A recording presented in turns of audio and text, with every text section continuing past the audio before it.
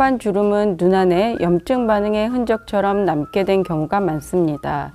따라서 을 앓았던 분이나 혹은 받았던 경우에도 생길 수 있습니다.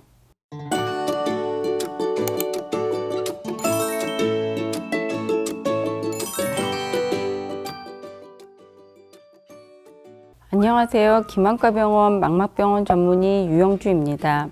지난 영상에서 황반이 어디인지, 황반변성은 어떤 질환인지 설명드렸는데요. 이번 시간에는 황반변성과 헷갈리기 쉬운 대표 질환인 황반주름에 대해 알려드리겠습니다.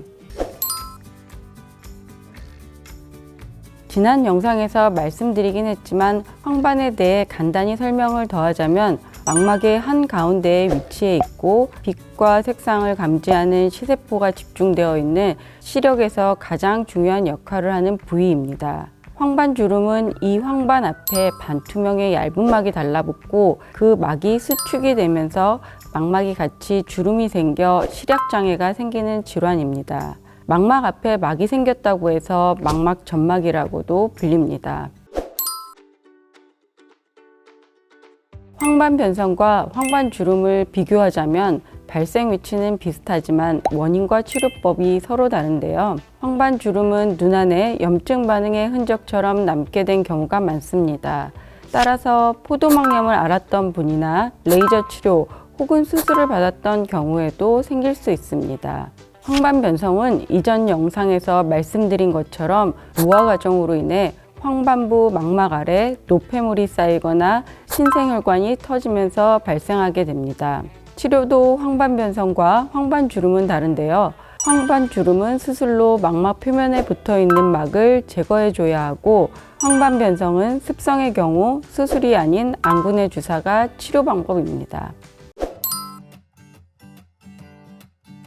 황반주름은 사물이 휘어지는 증상이 황반변성 때 나타나는 증상과 비슷합니다. 암슬러 격자 검사를 하면 황반변성과 황반주름 모두 격자가 휘어져 보이는데요. 하지만 황반주름의 경우 대부분 황반변성에 비해 시력이 좋은 편이고 휘어지는 범위와 정도도 심하지는 않습니다. 또 황반변성의 경우는 어느 일부분이 안 보이는 암점이 동반되는 경우도 있습니다.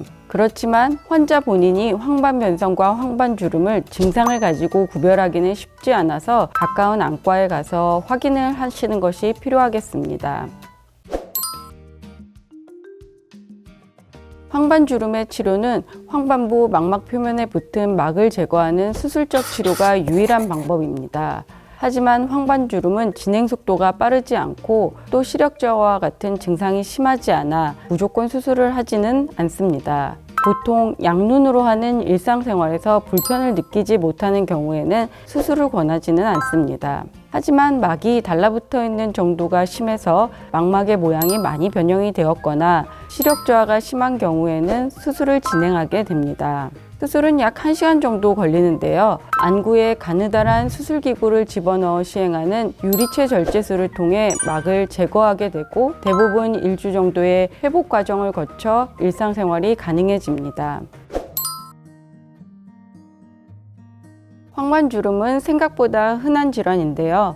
백내장과 마찬가지로 나이가 들면서 많이 발견되는 질환입니다. 그래서 백내장 수술 전 검사에서 우연히 발견한 황반주름이 있는 경우를 종종 볼 수 있습니다. 정도가 심하지 않고 증상이 없는 경우라면 반드시 황반주름과 백내장을 동시에 수술할 필요는 없습니다. 왜냐하면 망막 수술을 같이 한 경우 오히려 시력 회복이 백내장만 수술한 경우보다 더딜 수가 있어서 기대에 못 미칠 수 있기 때문입니다. 그리고 최근에 많이 하시는 노안 교정에 도움이 되는 다초점 인공수정체 역시 황반주름이 있을 때 가능은 하지만 조심스럽게 적응증을 잡아야 합니다. 증상이 없는 경미한 황반주름이라도 반드시 추후 진행 가능성 등을 생각해보고 현재와 미래에도 황반 기능에 문제가 적을 것이라고 생각되는 경우에 한해서 고려해봐야 합니다. 오늘은 망막점막의 또 다른 이름 황반주름에 대해 자세히 알아봤습니다. 황반주름과 황반변성의 차이는 환자분들이 많이 물어보시는 질문인데요. 이번 영상을 통해 두 질환의 구분과 황반주름 치료에 대한 이해에 도움이 되셨길 바랍니다. 여러분의 눈 건강 해피아이 김안과병원이 함께합니다.